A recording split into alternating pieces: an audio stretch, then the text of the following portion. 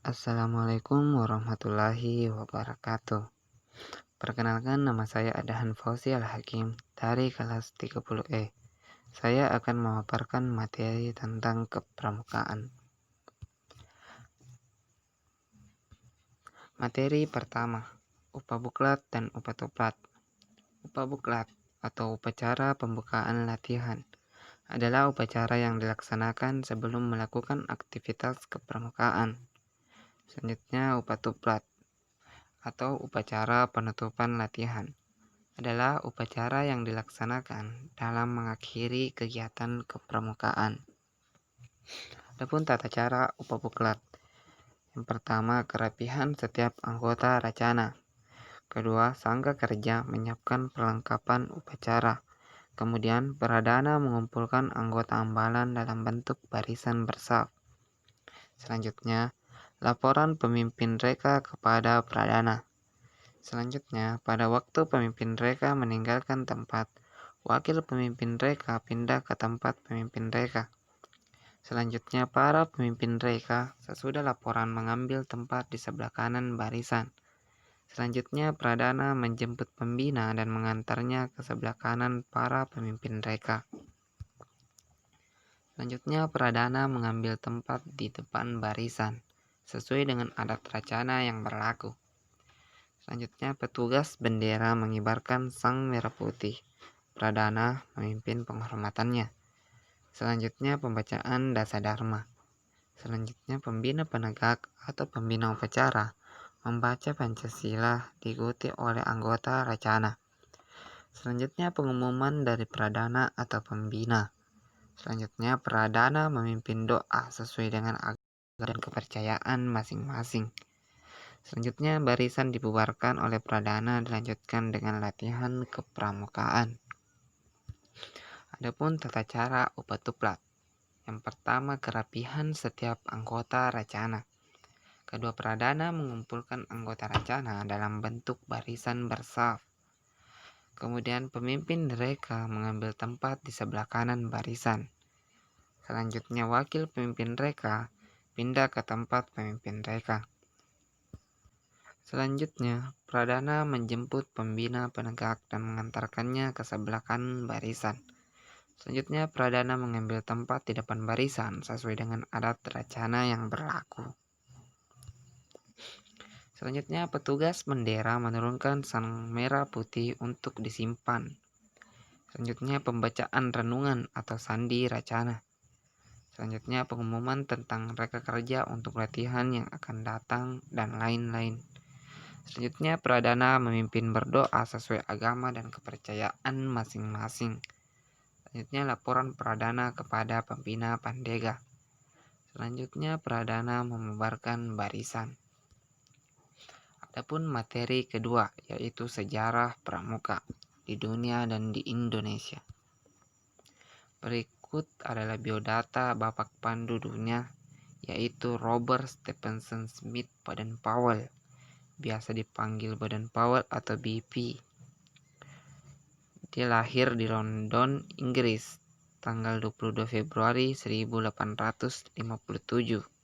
Wafat di Kenya 8 Januari 1941. Nama ayah Profesor Domin Baden-Powell. Nama ibu Miss Henrietta Grace Smith. Nama saudara Warrington, George Augustus, Frank, Penrose, Agnes, Henrietta, Jessie, and Baden Fletcher. Nama istri Olaf Claire Semmes atau Lady Baden-Powell. Nama anak Peter, Heather, dan Betty. Buku karyanya yaitu Scouting for Boys, Eyes to Scouting, Referring to Success, dan sebagainya. Adapun tanggal-tanggal penting. Pada tahun 25 Juli 1907, Lord Robert Baden-Powell saat itu sebagai Letnan Jenderal Tentara Inggris untuk pertama kalinya mengadakan perkemahan pramuka di Pulau Brownsea, Inggris selama 8 hari. Pada tahun 1908, Baden-Powell menulis buku tentang prinsip dasar kepramukaan, Scouting for Boys, yang artinya pramuka untuk laki-laki. Pada tahun 1912, dengan bantuan adik perempuan Baden-Powell bernama Agnes, terbentuklah organisasi pramuka untuk perempuan dengan sebutan Girl Scouts. Pada tahun 1916 didirikan kelompok pramuka siaga dengan nama CUB atau Anak Serigala. Selanjutnya, pada tahun 1918 dibentuk Rover Scout, yaitu organisasi pramuka bagi yang telah berusia 17 tahun. Pada tahun 1922, Baden-Powell menerbitkan buku Rovering to Success yang menggambarkan seorang pemuda yang harus mengayuh sampannya menuju ke pantai bahagia. Adapun Jambore Dunia. Jambore Dunia pertama dilaksanakan di Olympia Hall, London. Dalam kegiatan tersebut diundang pula peserta dari 27 negara.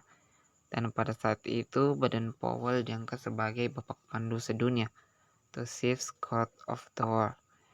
Kemudian terlaksanalah Jambore Dunia selanjutnya hingga sekarang.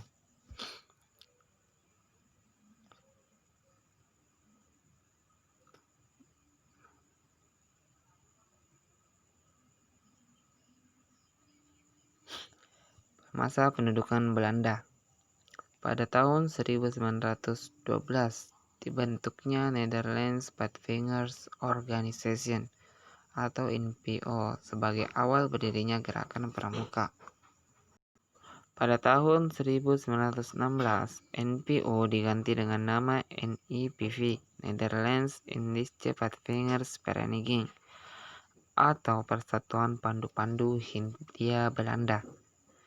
Kemudian muncul berbagai organisasi kepanduan.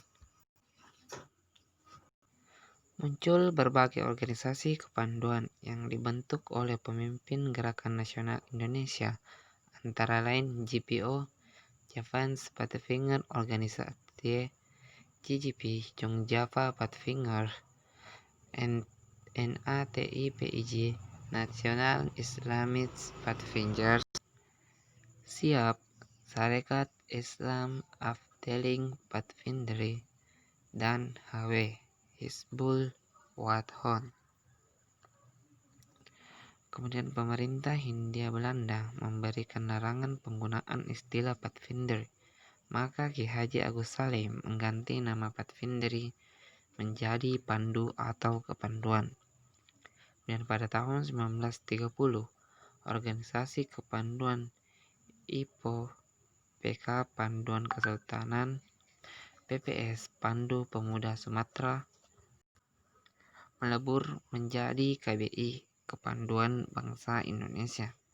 Kemudian pada tahun 1931 dibentuk PAPI, Persatuan Antar Pandu Indonesia. Kemudian pada tahun 1938 berubah menjadi BPPKI atau Badan Pusat Persaudaraan Kepanduan Indonesia.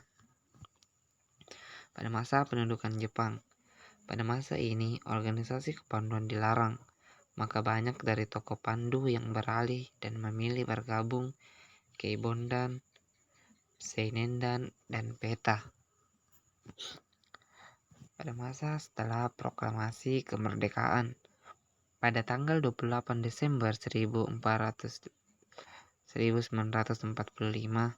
dibentuklah Pandu Rakyat Indonesia dan menjadi satu-satunya organisasi kepanduan.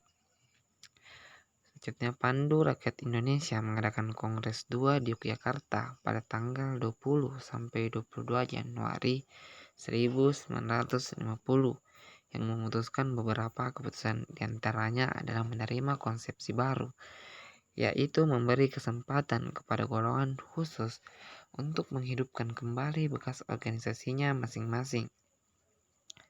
Dan terbukalah satu kesempatan bahwa Pandu Rakyat Indonesia bukan lagi satu-satunya organisasi kepanduan Indonesia dengan ditetapkannya Surat Keputusan Menteri Pendidikan, Pengajaran, dan Kebudayaan nomor 2344 bagian A tanggal 6 September 1951.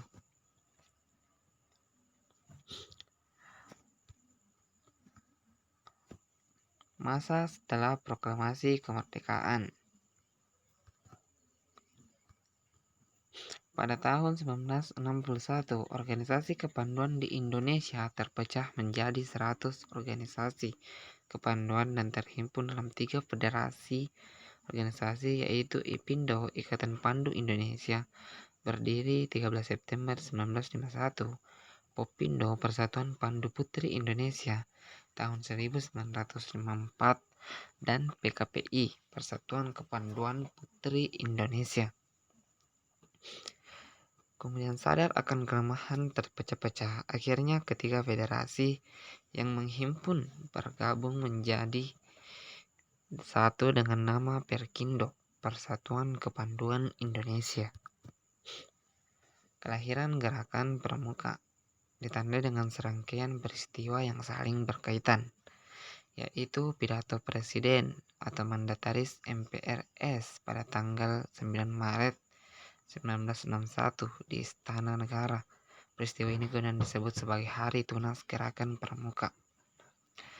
Kedua, diterbitkannya Keputusan Presiden nomor 238 tahun 1961 tanggal 20 Mei 1961 tentang Gerakan Pramuka sebagai satu-satunya organisasi kepanduan yang ditugaskan menyelenggarakan pendidikan kepanduan bagi anak-anak dan pemuda Indonesia, serta mengesahkan anggaran dasar Gerakan Pramuka yang dijadikan pedoman, petunjuk, dan pegangan bagi para pengelola Gerakan Pramuka dalam menjalankan tugasnya. Tanggal 20 Mei adalah Hari Kebangkitan Nasional, namun bagi Gerakan Pramuka disebut sebagai Hari Permulaan Tahun Kerja. Kemudian, pernyataan para wakil organisasi kepanduan di Indonesia yang dengan ikhlas meleburkan diri ke dalam organisasi Gerakan Pramuka dilakukan di Istana Olahraga Senayan pada tanggal 20 Juli 1961. Peristiwa ini kemudian disebut sebagai Hari Ikrar Gerakan Pramuka. Kemudian pelantikan Mapinas, Kuarnas, dan Kuarnari di Istana Negara diikuti defil Pramuka untuk diperkenalkan kepada masyarakat yang didahului dengan penganugerahan panji-panji Gerakan Pramuka pada tanggal 14 Agustus 1961. Peristiwa ini kemudian disebut sebagai Hari Pramuka. Dan pidato Presiden pada tanggal 9 Maret 1961 juga menggariskan agar pada peringatan proklamasi kemerdekaan Republik Indonesia, Gerakan Pramuka telah ada dan dikenal oleh masyarakat. Kemudian menurut anggaran dasar Gerakan Pramuka, pimpinan perkumpulan dipegang oleh Majelis Pimpinan Nasional atau Mapinas yang di dalamnya terdapat Kuartir Nasional Gerakan Pramuka dan Kuartir Nasional Harian. Kemudian Mapinas diketuai oleh Dr. Insinyur Soekarno, Presiden RI, dengan Wakil Ketua 1 Sri Sultan Hamengkubuwono IX dan Wakil Ketua 2 Brigjen TNI Dr. A. Aziz Saleh. Kemudian dalam Kuarnas, Sri Sultan Hamengkubuwono IX menjabat Ketua dan Brigjen TNI Dr. Aziz Saleh sebagai Wakil Ketua merangkap Ketua Kuarnari. Kemudian Gerakan Pramuka secara resmi diperkenalkan kepada seluruh rakyat Indonesia pada tanggal 14 Agustus 1961, bukan saja di ibu kota Jakarta, tapi juga di tempat yang penting di Indonesia. Di Jakarta, sekitar 10.000 anggota Gerakan Pramuka mengadakan apel besar yang diikuti dengan pawai pembangunan dan defil di depan Presiden dan berkeliling Jakarta. Pun materi ketiga, yaitu LKBB.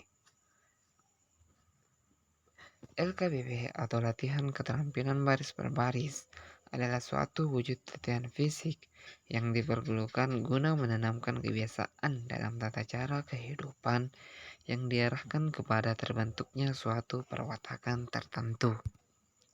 Adapun jenis-jenis LKBB dibagi menjadi dua, yaitu pertama LKBB dengan menggunakan tongkat dan LKBB tanpa menggunakan tongkat.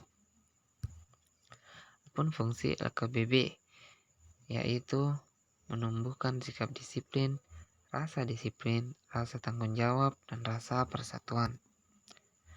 Aba-aba adalah suatu perintah yang diberikan oleh seorang pemimpin kepada yang dipimpin untuk dilaksanakannya pada waktu secara serentak atau berturut-turut. Adapun macam-macam aba-aba yang pertama, aba-aba petunjuk. Aba-aba petunjuk dipergunakan hanya jika perlu untuk menegaskan maksud dari aba-aba peringatan atau pelaksanaan.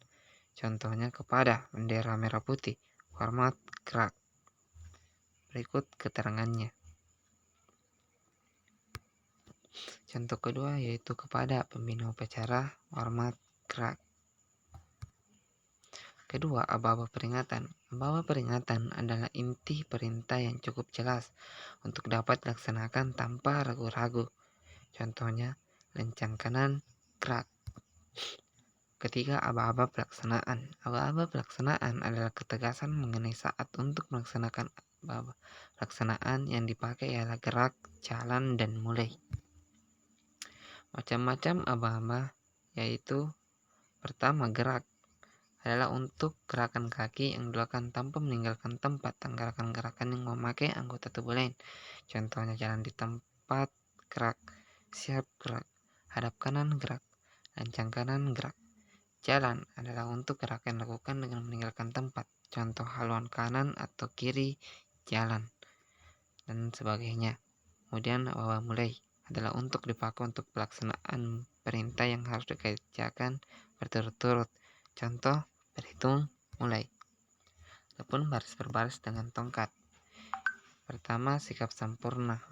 Berikut tata cara menggunakan tongkat yang benar. Pertama, tongkat dipegang dengan menggunakan jari jempol dan telunjuk tangan kanan seperti pensil waktu akan menulis.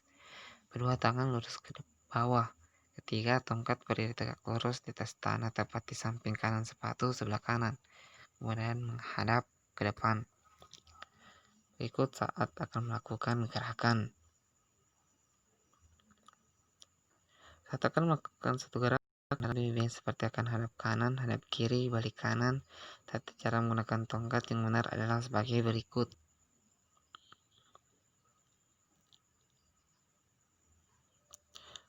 Kemudian saat memberi salam biasa. Dari sikap sempurna, tongkat digenggam dan diangkat lurus ke atas dengan posisi tangan setinggi ikat pinggang. Kedua, tangan kiri dibuka. Kemudian pandangan mata lurus melihat ke arah yang diberi salam. Berikut tata cara sikap saat memberi salam hormat atau janji.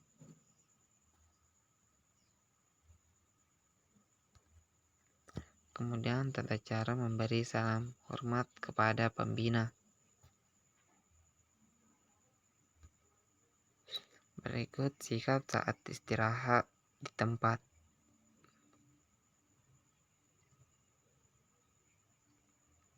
Kemudian sikap saat lencang kanan.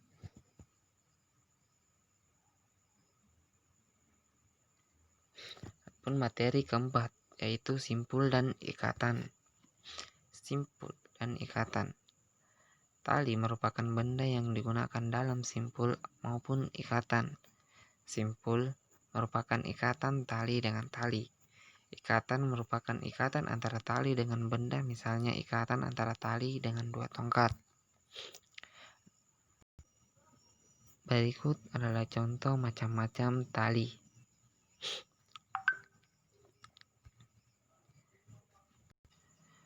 Berikut adalah 3 simpul dasar. Yang pertama, simpul mati. Untuk menyambung dua buah tali yang sama besar dan tidak licin atau kering. Yang kedua, simpul hidup atau nose knot, berguna untuk mengikatkan tali pada tiang. Kegunaan lainnya adalah untuk menjerat atau membuat jebakan bagi hewan-hewan kecil.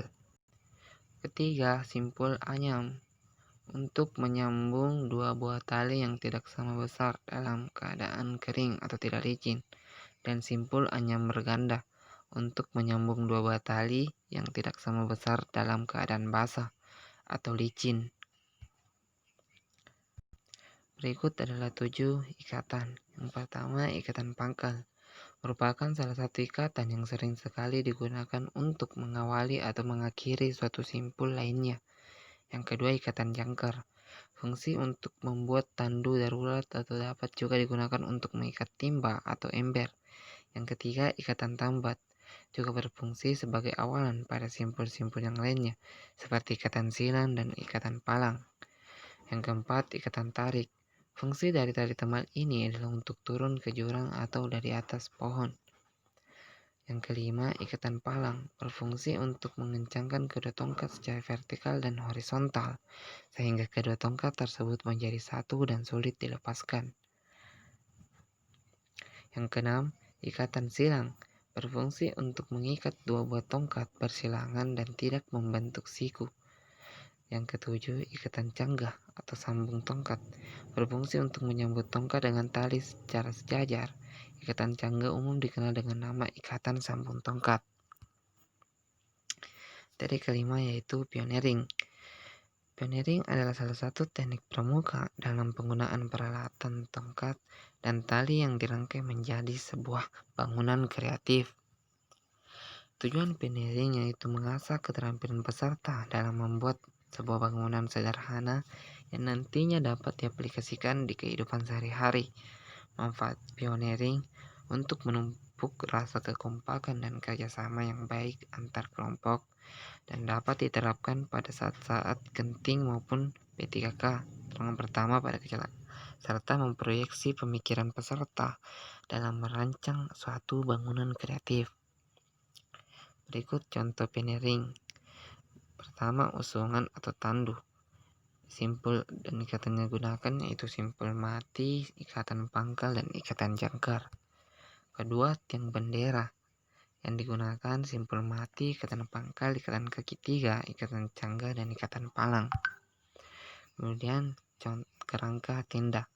Yang pertama, simpul mati, ikatan pangkal. Adapun materi keenam yaitu sandi, morse, dan semapur. Sandi.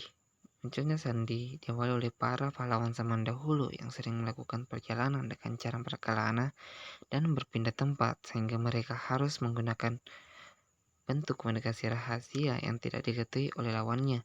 Mereka juga menciptakan sandi untuk mengelabui musuh-musuhnya.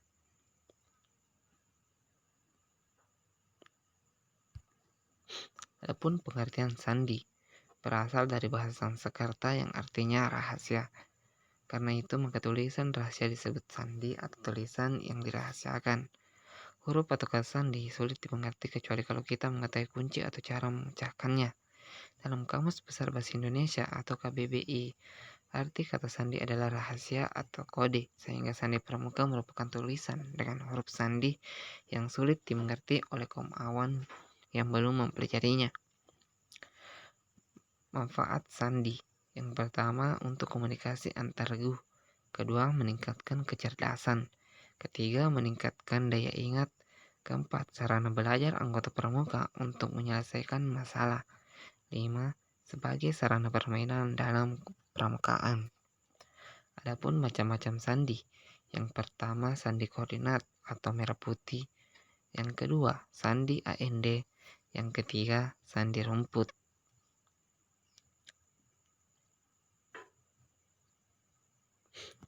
Kemudian sandi kotak. Sandi kotak terbagi 3, yaitu sandi kotak 1, sandi kotak 2, dan sandi kotak 3, seperti pada gambar.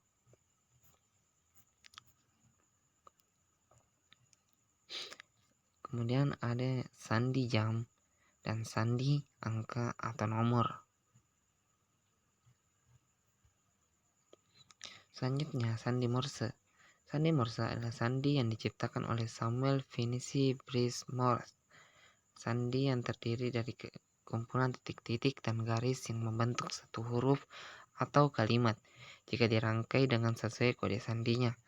Manfaat sandi Morse yaitu sarana komunikasi, memberikan pesan rahasia, digunakan dalam telegraf, digunakan dalam kegiatan pramuka. Metode dan cara penggunaannya yaitu menggunakan kerak, menggunakan cermin, menggunakan tulisan, menggunakan peluit, dan menggunakan tumpukan batu atau rumput. Selanjutnya, semaphore. Semaphore adalah satu cara untuk mengirim dan menerima berita dengan menggunakan bendera, dayung, batang, tangan kosong, atau dengan memakai sarung tangan. Informasi yang disampaikan dibaca melalui posisi bendera atau tangan, namun yang sering umum digunakan adalah bendera semaphore. Semaphore merupakan program yang ditemukan oleh E.W. Dijkstra, seorang ilmuwan dari Rotterdam, Belanda, pada akhir tahun 1960. Pada tahun 1967, adapun bendera semaphore yang digunakan adalah dua yang masing-masing ukurannya 45 x 45 cm. Bentuknya yang persegi merupakan gabungan dua buah segitiga sama kaki yang berbeda warna merah dan kuning, namun posisi warna merah selalu berada di dekat kayu bendera. Berikut adalah rumus dari semaphore.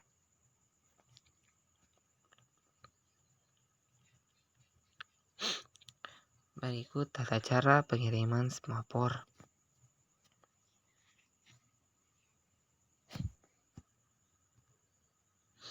Materi ketujuh yaitu menaksir. Menaksir adalah memperkirakan atau mengira-ngira tinggi suatu pohon, lebar sebuah sungai, arus sungai, jarak perjalanan, keadaan cuaca, dan mengukur berat suatu benda. Menaksir terbagi beberapa macam. Yang pertama, menaksir diri sendiri, menaksir jarak atau perjalanan, menaksir cuaca, menaksir lebar, menaksir tinggi, dan menaksir deras arus. Yang paling umum digunakan dalam pramuka adalah menaksir lebar dan tinggi. Berikut cara-cara menaksir. Yang pertama, menaksir tinggi pohon atau metode segitiga siku-siku 45 derajat. Dapat diukur dengan persamaan CD sama dengan BE kali dalam kurung A B tambah BC tutup kurung dibagi AB. Yang kedua, menaksir lebar sungai atau perbandingan segitiga.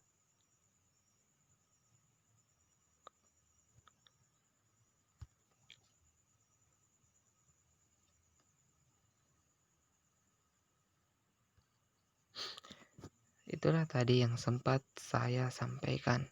Lebih dan kurangnya mohon dimaafkan. Wassalamualaikum warahmatullahi wabarakatuh.